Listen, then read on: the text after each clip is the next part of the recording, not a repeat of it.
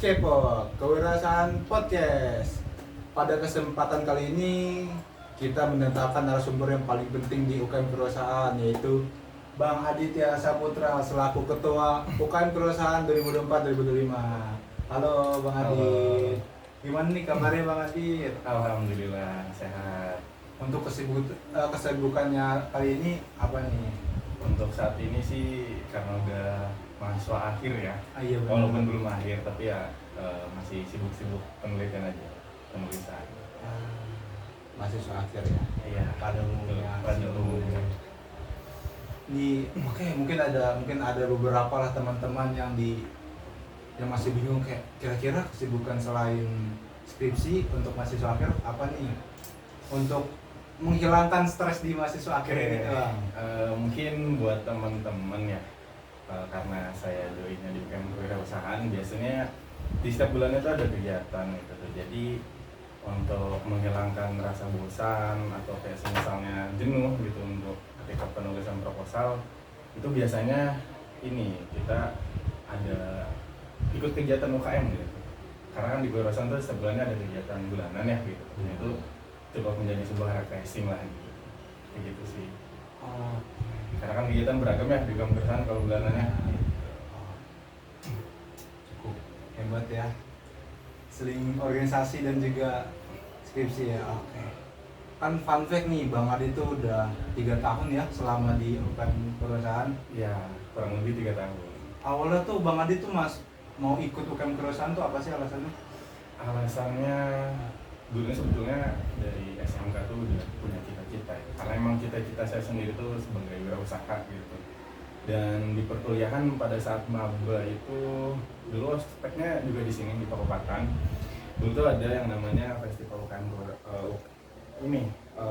UKM Fest lah, atau apa gitu ya, pas zaman maba itu ada. Dan di sana tuh banyak memamerkan atau menjelaskan gitu berbagai UKM gitu. Nah, salah satunya UKM yang saya minati ya ini UKM Kewirausahaan. Pada sejak saat maba gitu tuh udah sangat tertarik gitu dengan UKM Kewirausahaan. Nah, hasil dari maba sampai sekarang di UKM Kewirausahaan gitu. Sangat menarik lah. Juga kan untuk tahun ini ya Bang Adit menjabat sebagai ketua umum ya. Awalnya pertama kali pas ditunjuk menjadi ketua itu apa sih yang dipikirkan Bang Adit? Sebetulnya dulu pas ditunjuk jadi ketua agak sedikit bingung ya gitu, bingung dan juga saya harus gimana gitu, karena jujur baru pertama kali ini gitu menjajakan atau saya dipilih sebagai ketua umum gitu, apalagi lingkupnya mahasiswa Untirta gitu ya, yang cukup lumayan luas gitu, universitas gitu kan. Itu jujur ada sedikit kebingungan, terus juga ada sedikit kekhawatiran gitu, insecure gitu lah, saya bisa enggak gitu, kayak gitu sih. Awalnya bingung ya. Iya. Mungkin kalau sekarang mungkin udah ada apa ya, planning lah untuk kedepannya. Iya. Udah punya pengalaman.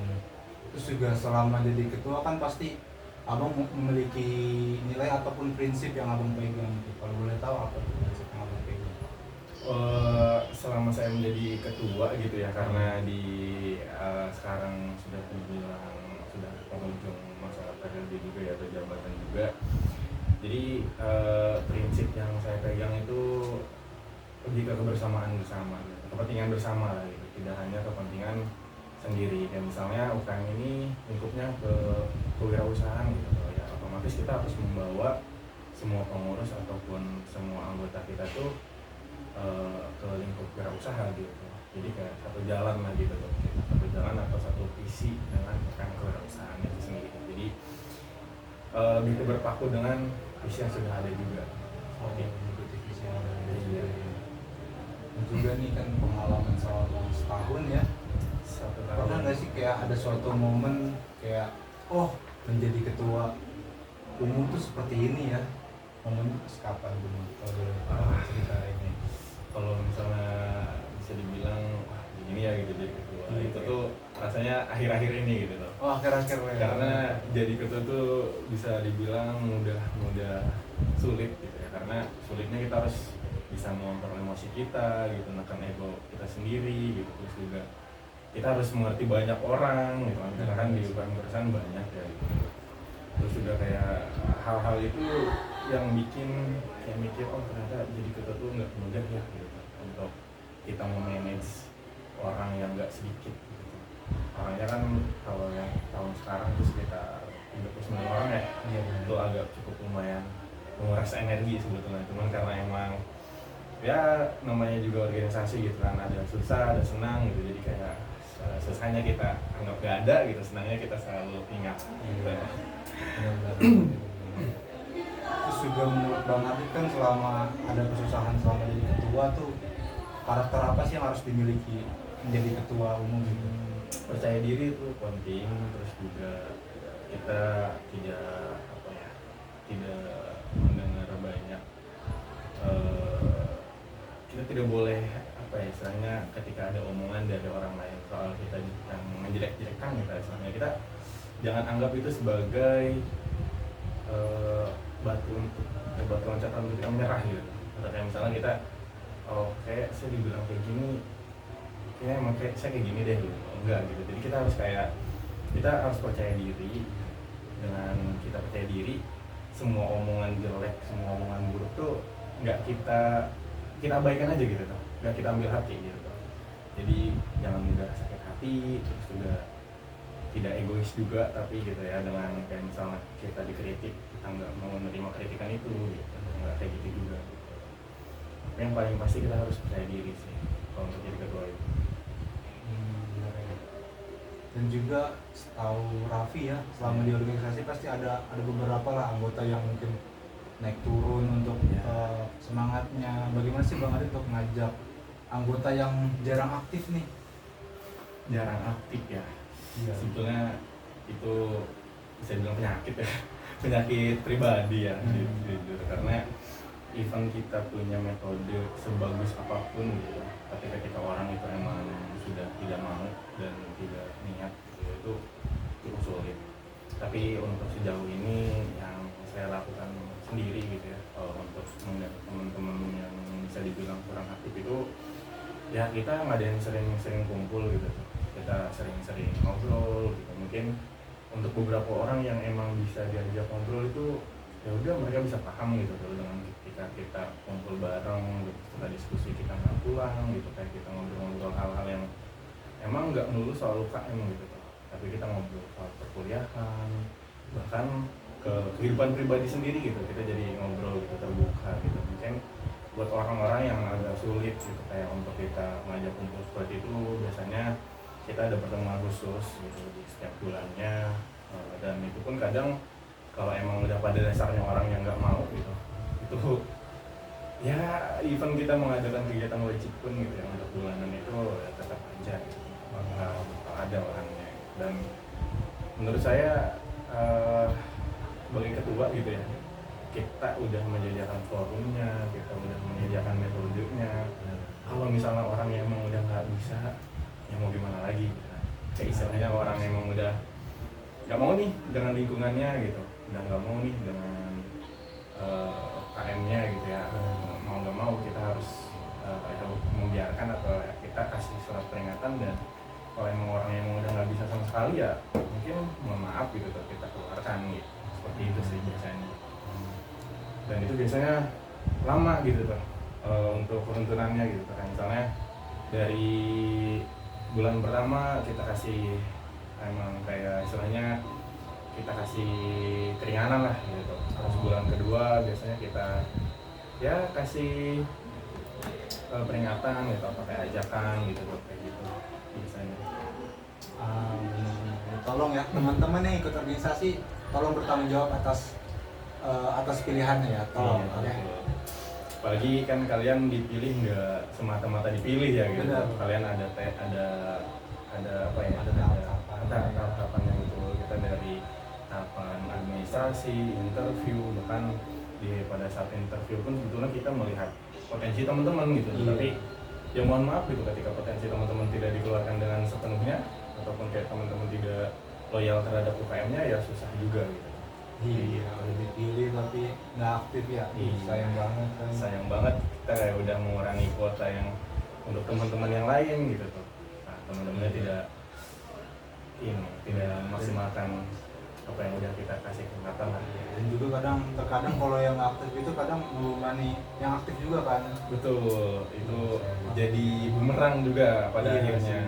Jadi kayak kadang kan dari yang satu nggak aktif gitu kan, jadi apa namanya, ngajakin teman-teman yang aktif gitu tuh. Kayak gitu.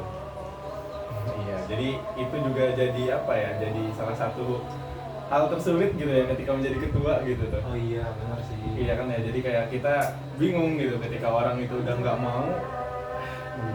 Ya, mungkin selanjutnya mungkin ada beberapa ya abang-abang kayak gini, ada beberapa program kerja yang lumayan banyak kan. Menurut Bang Adit sih program kerja apa yang menurut Bang Adit di UKM Kerosahan tuh ini harus ada dan dampaknya apa gitu? Oke, yang pasti sebetulnya di KWU sendiri itu hanya tiga kegiatan utama sebetulnya emang. Kita ngadain kayak bentuk pelatihan itu yang pertama, dan pada tahun ini alhamdulillah gitu kita udah ngadain di bulan Mei yang ada entrepreneur class. Nah itu udah agenda wajib sebetulnya untuk tahunan. Terus juga yang kedua itu ada TEM Festival UKM Kewirausahaan, itu juga salah satu kegiatan yang sangat penting gitu ya, karena dampaknya kita bisa melatih gitu atau kita bisa menguji hasil dari pelatihan yang sudah kita berikan gitu di awal Mei tersebut. Dan yang mungkin yang terakhir ya seperti biasa kita ada kaderisasinya atau biasa kita sebut sebagai pendidikan dasar UKM Kewirausahaan gitu. Dan itu biasanya dilakukan setelah UKM Fest Universitas atau PPKMB gitu. Nah, itu biasanya ada pendidikan dasar UKM Kewirausahaan seperti itu. Terus juga di UKM Kerosahan tersendiri kan ada BPH, ada kepala departemen dan anggota. Juga sih strategi Bang Adit tuh biar mereka tuh solid gitu. Untuk solidaritas sendiri ya di UKM Kewirausahaan, karena emang kita apa ya, latar belakang atau kayak kita menjunjung tinggi kekeluargaan ya sebetulnya emang. Dalam bentuk pertemuan-pertemuan itulah gitu tuh yang membuat kita solid gitu tuh. Mungkin tadi saya bilang kalau misalnya teman-teman semua lebih sering ketemu gitu tuh, teman-teman semua lebih sering ngopi bareng atau diskusi bareng, nah teman-teman chemistry-nya bakal bentuk tuh di situ tuh. Tapi kalau misalnya teman-teman setelah kegiatan pulang gitu atau bahkan rapat pun nggak datang gitu tuh, chemistry apa gitu yang bakalan kebentuk dari teman-teman gitu, sebetulnya seperti itu. Dan ketika pertemuan-pertemuan itu kita nggak cuma membahas soal UKM Kewirausahaan gitu tuh, kita pun bahas soal perlombaan, terus juga kita bahas soal gimana kita harus ke depannya gitu tuh sebagai mahasiswa gitu kan. Kita banyak lah bahasan-bahasan yang kita bahas di luar dari seputar UKM Kewirausahaan gitu tuh. Jadi saya juga mungkin pengen sedikit menjelaskan atau menghilangkan stigma kalau misalnya kita rapat itu kita cuma membahas soal UKM Kewirausahaan gitu, atau kita diskusi itu cuma membahas soal UKM Kewirausahaan, enggak gitu teman-teman. Tapi ketika kita diskusi gitu tuh, kita banyak yang emang harus didiskusikan gitu tuh, di luar hanya UKM gitu tuh. Mungkin kayak teman-teman soal kuliah gitu kan, setelah kuliah mau kayak gimana gitu kan, seperti itu, atau kita kerja kah, atau kita buka lapangan kerja kah gitu tuh. Karena kita mendiskusikan hal-hal receh seperti itu gitu tuh, enggak yang kayak kita mau membahas soal UKM Kewirausahaan gitu gitu sih. Nah, mungkin selanjutnya nih yang mungkin dipertanyakan sama teman-teman nih, ciri khas dari UKM Kewirausahaan sama UKM lain itu apa? Oke, untuk ciri khas sendiri ya, sebetulnya UKM Kewirausahaan kalau misalnya secara garis besar, karena kita namanya juga lingkupnya wirausaha gitu ya, setiap tahunnya itu kita diwajibkan mencetak mahasiswa berwirausaha gitu, atau mahasiswa wirausaha. Mungkin itu nggak ada tuh di UKM lain. Walaupun ada yang mereka mungkin tidak dalam bentuk wajib gitu kategorinya. Jadi kayak mereka hanya mungkin sebagai 10 atau 100%, 1/100 lah gitu. Kalau misalnya di kita ya seminimalnya setiap tahunnya itu harus ada ngeluarin orang atau pengurus atau anggota itu menjadi seorang wirausaha gitu loh. Seperti itu, entah itu dari produk yang emang mahasiswanya belum pernah punya produk gitu tuh, atau misalnya dia punya idenya gitu tuh, tapi dia nggak bisa buatnya, kita bimbing tuh kayak gitu. Ataupun kayak misalnya dia udah punya brand tapi dia nggak bisa ngembangin Dan artian kayak nggak bisa promosiin, nggak bisa masarin, dan nggak bisa kayak gimana sih caranya si produk ini membludak gitu seperti itu. Itu sebagai wadah Iya. mengamankan itu ya. Betul. Jadi nggak melulu soal orang yang udah punya produk sebetulnya. Buat orang yang belum pernah punya produk, yang belum pernah nggak tahu apapun soal kewirausahaan, jangan takut untuk join UKM kewirausahaan gitu. Karena kita nih melatih teman-teman untuk itu gitu, bukan kita menerima orang-orang yang udah expert kayak gitu. Jadi kita nggak cuma menerima orang yang udah expert, tapi kita juga menerima buat orang-orang yang mau belajar soal kewirausahaan gitu. Seperti apa sih kewirausahaan? Mungkin terakhir ya yang cukup penting ya, menurut Bang Adit sih harapan Bang Adit untuk UKM kewirausahaan jangka panjangnya gimana sih Bang? Mungkin harapan saya soal tadi ya, poin terakhir yang ditanyakan juga sama Rafi, saya pengen banget gitu kan setiap tahunnya tidak hanya menjadi agenda wajib gitu ya, soal program, soal mencetak mahasiswa berwirausaha gitu. Saya tidak hanya pengen itu, tapi saya pengen tidak sebagian saja gitu yang bisa berwirausaha, tapi seluruh anggota itu berwirausaha gitu. Biar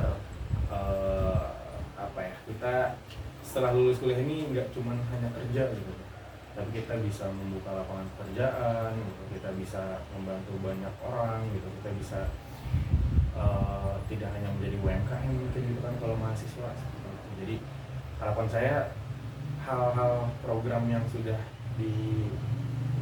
dijadwalkan setiap tahunnya itu gitu, bisa membantu teman-teman semua anggota atau pengurus itu menjadi seorang wirausahawan gitu. Jadi nggak hanya cuman segelintir orang saja, seperti itu sih harapannya. Ya semoga UKM kewirausahaan banyak mencetak pembisnis mungkin Ya, ataupun yang bisnis muda, bisnis ataupun punya perusahaan besar gitu ya. Karena dari sejak awal pun sebetulnya setiap tahunnya itu emang selalu ada keluar atau jebolan UKM kewirausahaan tuh yang punya bisnis gitu kan.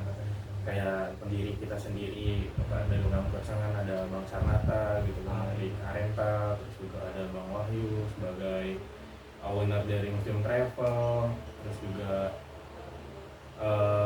siapa lagi ya, ada yang buket itu Kak Inaya gitu, ada Kak Fatia gitu kan, banyak itu dari wirausaha yang itu berasal awalnya dari mahasiswa gitu.